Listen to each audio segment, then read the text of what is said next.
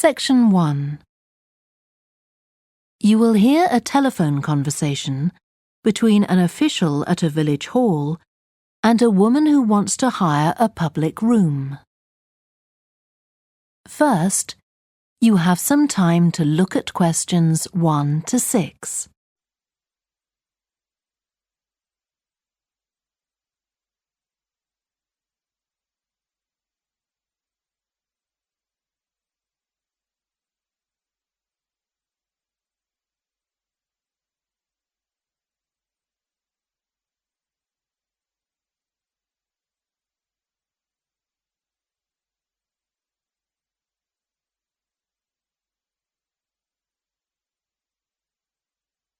You will see that there is an example that has been done for you.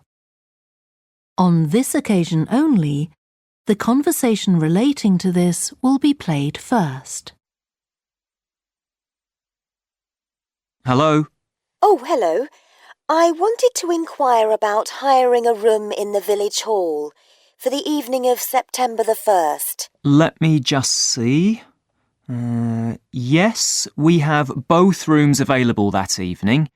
There's our main hall, that's got seating for 200 people, or there's the Charlton room. The main hall seats 200, so 200 has been written in the space. Now we shall begin. You should answer the questions as you listen, because you will not hear the recording a second time. Listen carefully and answer questions 1 to 6. Hello? Oh, hello. I wanted to inquire about hiring a room in the village hall for the evening of September the 1st. Let me just see. Yes, we have both rooms available that evening. There's our main hall, that's got seating for 200 people, or there's the Charlton room. Sorry? The Charlton room, CHARLTON.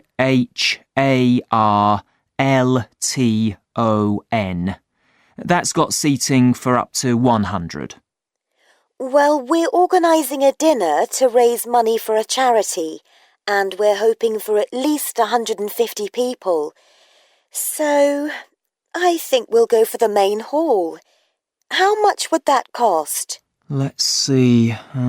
You wanted it for the evening of September the 1st? Yes, that's a Saturday. So from 6 p.m. to midnight, that'd be £115. That's the weekend price. It's £75 on weekdays. That's all right. And I have to tell you, there's also a deposit of £250, which is returnable, of course, as long as there's no damage. But we do insist that this is paid in cash. We don't take cards for that. You can pay the actual rent of the room however you like, though. Cash, credit card, cheque. Oh, well, I suppose that's okay. So, does the charge include use of tables and chairs and so on? Oh, yes. And what about parking? Yeah, that's all included. The only thing that isn't included is, you said you were organising a dinner? Yeah. Well, you'll have to pay extra for the kitchen if you want to use that. It's £25. It's got very good facilities, good quality cookers and fridges and so on. OK. Well, I suppose that's all right. We can cover the cost in our entry charges. Right, so I'll make a note of that. Now, there are just 1 or 2 things you need to think about before the event. For example, you'll have to see about getting a licence if you're planning to have any music during the meal. Oh, really? It's quite straightforward. I'll give you the details later on. And about a week or 10 days before your event, you'll need to contact the caretaker, that's Mr. Evans, to make the arrangements for entry. He'll sort that out with you. And do I give him the payment as well? No, you do that directly with me.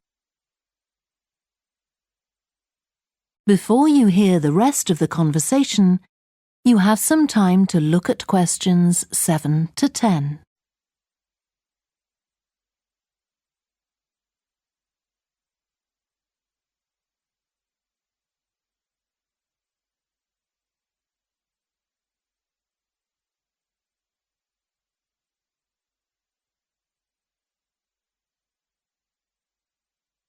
Now listen and answer questions 7 to 10. Right. Now, is there anything I need to know about what happens during the event? Well, as you'll be aware, of course, the building is no smoking throughout. Of course. Now, are you having a band? Yes. Well, they'll have a lot of equipment, so rather than using the front door, they should park their van round the back and use the stage door there. You can open that from inside, but don't forget to lock it at the end. OK. And talking of bands, I'm sure I don't need to tell you this, but you must make sure that no one fiddles about with the black box by the fire door. That's a system that cuts in when the volume reaches a certain level. It's a legal requirement. Sure. Anyway, we want people to be able to talk to one another, so we don't want anything too loud. Oh, that reminds me. We'll be having speeches. Are there any microphones available? Yep, just let the caretaker know. He'll get those for you. Right, now, when the event is over, we do ask that the premises are left in good condition. So there's a locked cupboard, and you'll be informed of the code you need to open that. It's got all the cleaning equipment, brushes and detergent and so on. Right. So what do we need to do after everyone's gone? Sweep the floors, I suppose? Well, actually, they have to be washed, not just swept. Then you'll be provided with black plastic bags, so all the rubbish must be collected up and left outside the door. Of course. We'll make sure everything's left tidy. Oh, and I forgot to ask. I presume we can have decorations in the room? Yes, but you must take them down afterwards. Sure. And the chairs and tables should be stacked up neatly at the back of the room. I'll make sure I've got a few people to help me. That is the end of section 1. You now have half a minute to check your answers. Section 2. You will hear a guide talking to a group of visitors to a farm. First, you have some time to look at questions 11 to 14.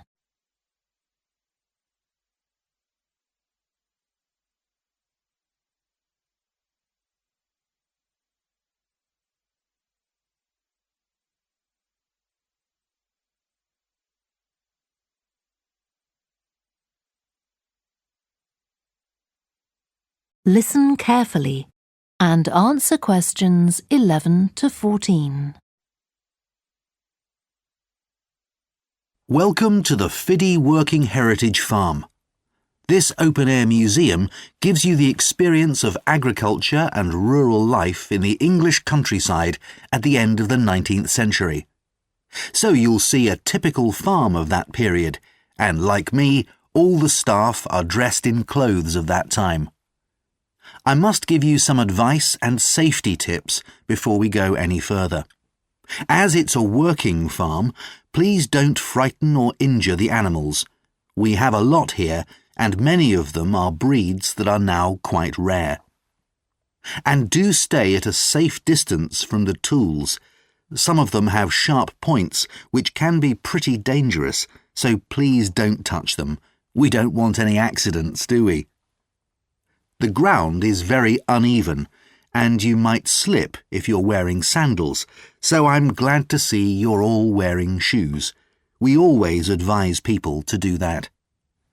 Now, children of all ages are very welcome here, and usually even very young children love the ducks and lambs, so do bring them along next time you come. I don't think any of you have brought dogs with you, but in case you have, I'm afraid they'll have to stay in the car park unless they're guide dogs. I'm sure you'll understand that they could cause a lot of problems on a farm. Before you hear the rest of the talk, you have some time to look at questions 15 to 20.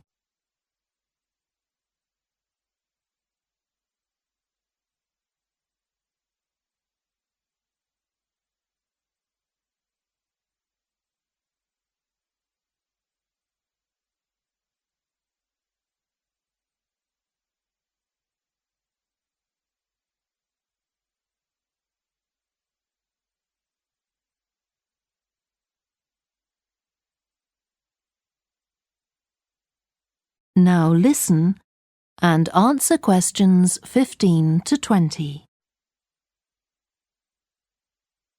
Now let me give you some idea of the layout of the farm.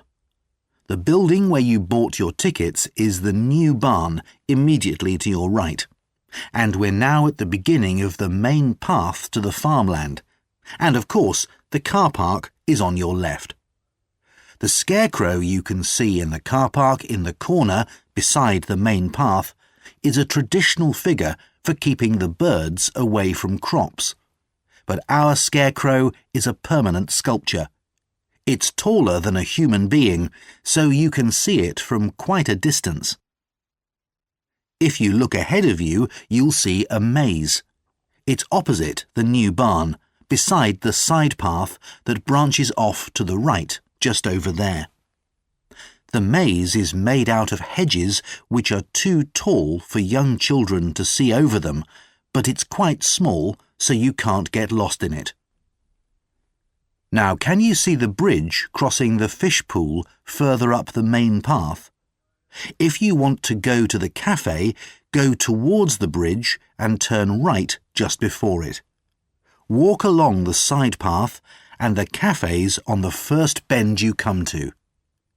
The building was originally the schoolhouse, and it's well over 100 years old. As you may know, we run skills workshops here, where you can learn traditional crafts like woodwork and basket making. You can see examples of the work and talk to someone about the courses in the Black Barn. If you take the side path to the right, here, just by the new barn, you'll come to the Black Barn, just where the path first bends. Now, I mustn't forget to tell you about picnicking, as I can see some of you have brought your lunch with you. You can picnic in the field, though do clear up behind you, of course. Or if you'd prefer a covered picnic area, there's one near the farmyard, just after you cross the bridge. There's a covered picnic spot on the right. And the last thing to mention is Fiddy House itself. From here you can cross the bridge, then walk along the footpath through the field to the left of the farmyard. That goes to the house, and it'll give you a lovely view of it. It's certainly worth a few photographs, but as it's a private home, I'm afraid you can't go inside. Right, well, if you're all ready, we'll set off on our tour of the farm. That is the end of section 2. You now have half a minute to check your answers.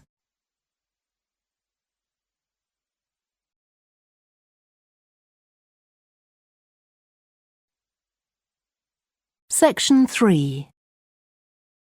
You will hear two psychology students called Lisa and Greg discussing a project they have to do. First, you have some time to look at questions 21 to 27.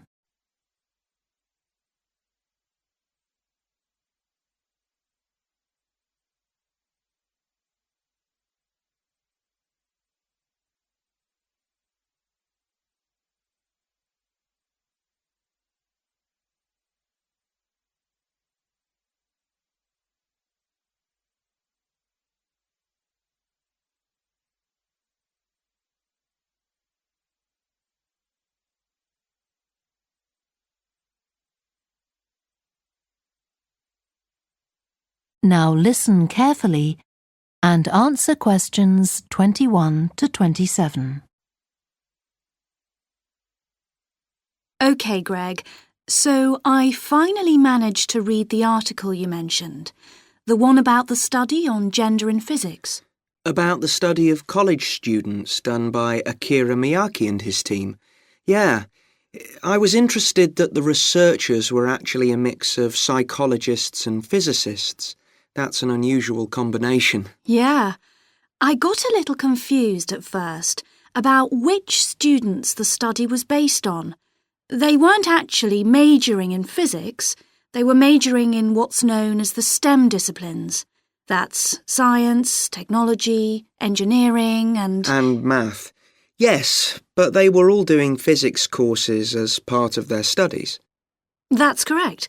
So, as I understood it, Miyake and co. started from the fact that women are underrepresented in introductory physics courses at college, and also that, on average, the women who do enrol on these courses perform more poorly than the men.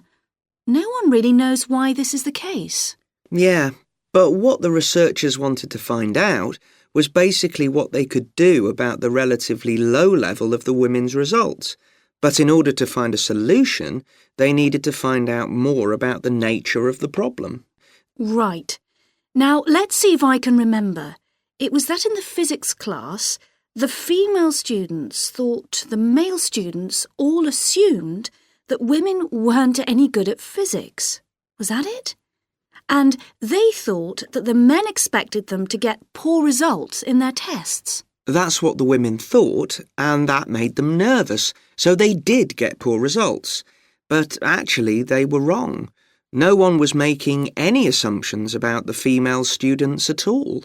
Anyway, what Miyake's team did was quite simple, getting the students to do some writing before they went into the physics class. What did they call it? Values affirmation. They had to write an essay focusing on things that were significant to them, not particularly to do with the subject they were studying, but more general things like music or people who mattered to them. Right. So the idea of doing the writing is that this gets the students thinking in a positive way. And putting these thoughts into words can relax them and help them overcome the psychological factors that lead to poor performance. Yeah. But what the researchers in the study hadn't expected was that this one activity raised the women's physics grades from the C to the B range. A huge change. Pity it wasn't to an A, but still. No, but it does suggest that the women were seriously underperforming beforehand in comparison with the men. Yes. Mind you, Miyake's article left out a lot of details, like did the students do the writing just once or several times? And had they been told why they were doing the writing? That might have affected the results. You mean if they know the researchers thought it might help them to improve, then they just try to fulfill that expectation? Exactly. Before you hear the rest of the discussion, you have some time to look at questions 28 to 30.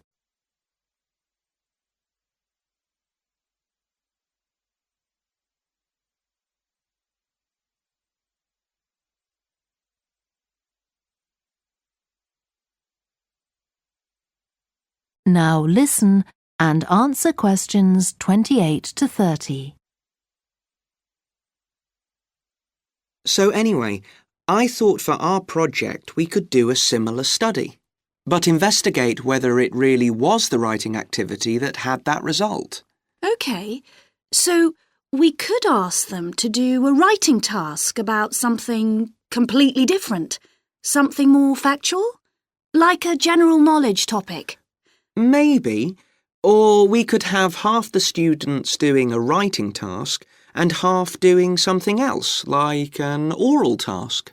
Or even half do the same writing task as in the original research and half do a factual writing task.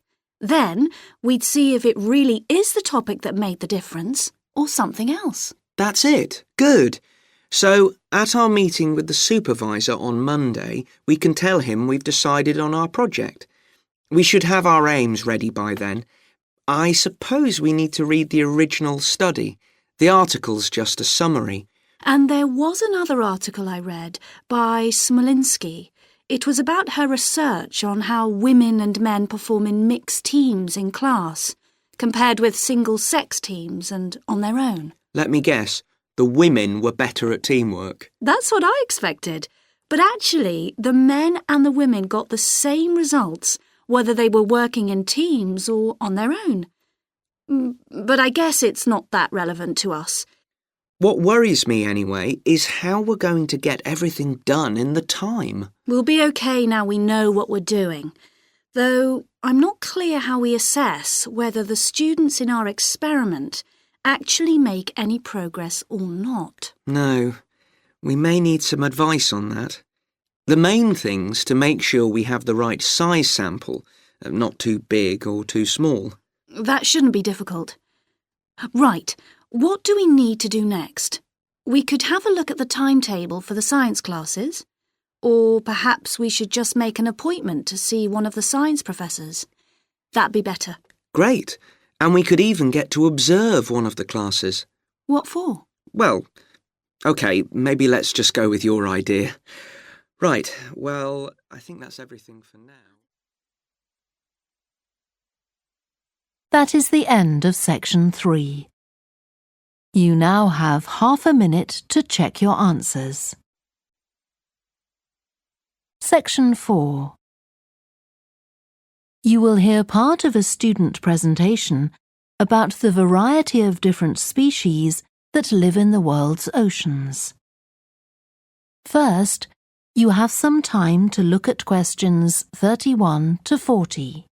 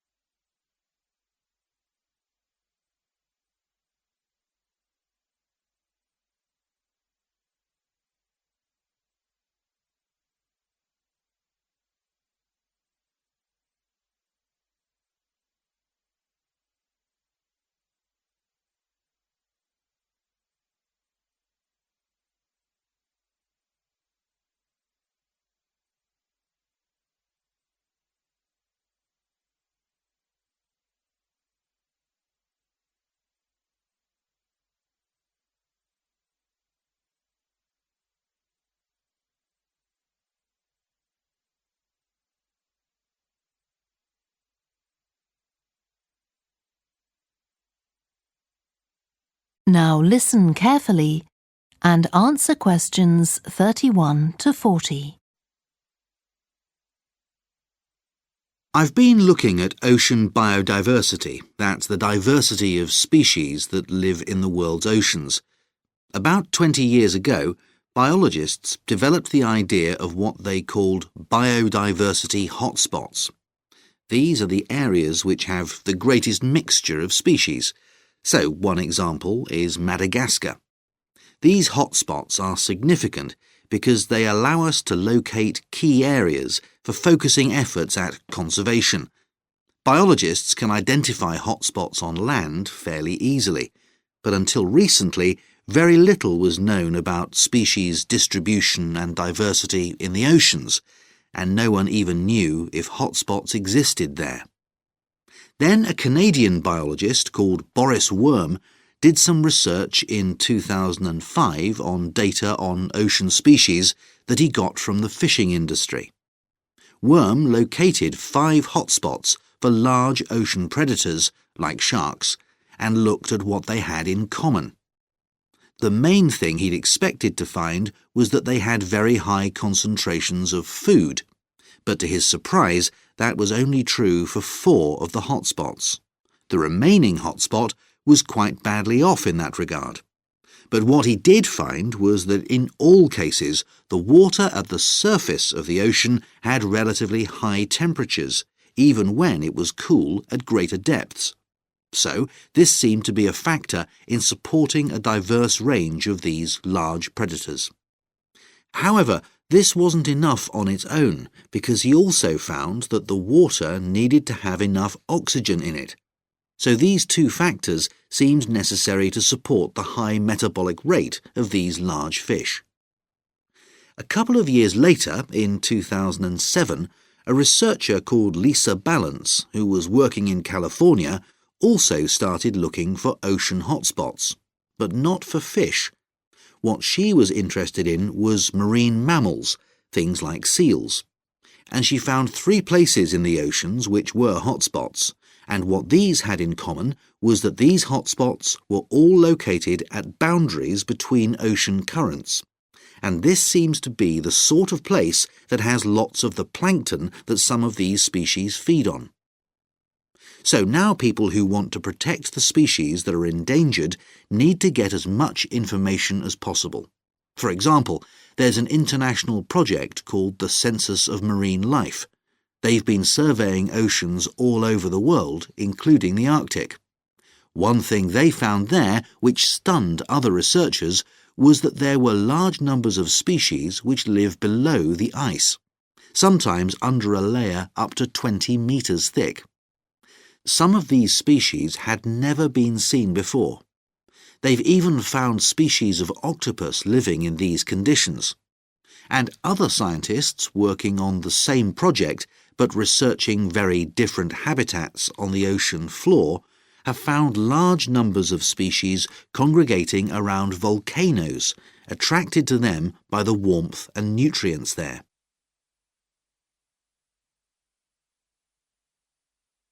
However, biologists still don't know how serious the threat to their survival is for each individual species. So a body called the Global Marine Species Assessment is now creating a list of endangered species on land, so they consider things like the size of the population, how many members of one species there are in a particular place, and then they look at their distribution in geographical terms. Although this is quite difficult when you're looking at fish because they're so mobile. And then thirdly, they calculate the rate at which the decline of the species is happening. So far, only 1,500 species have been assessed, but they want to increase this figure to 20,000. For each one they assess, they use the data they collect on that species to produce a map showing its distribution.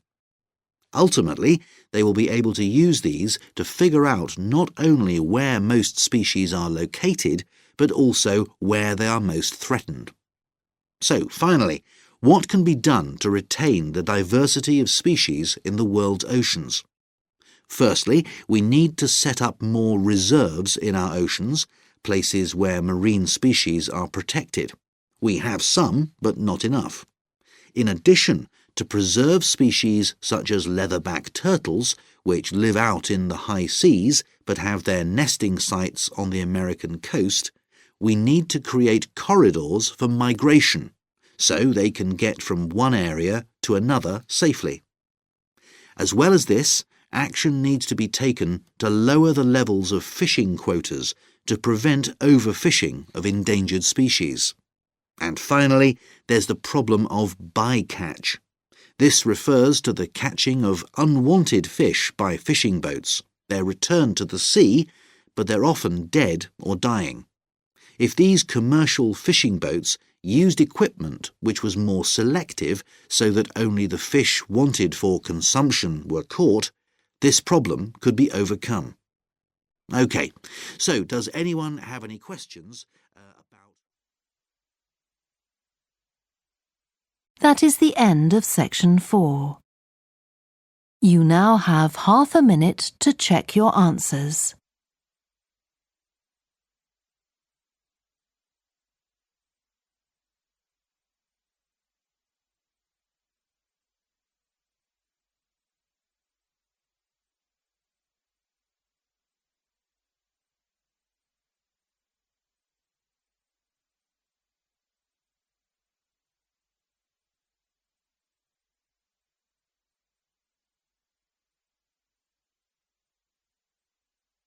That is the end of the listening test.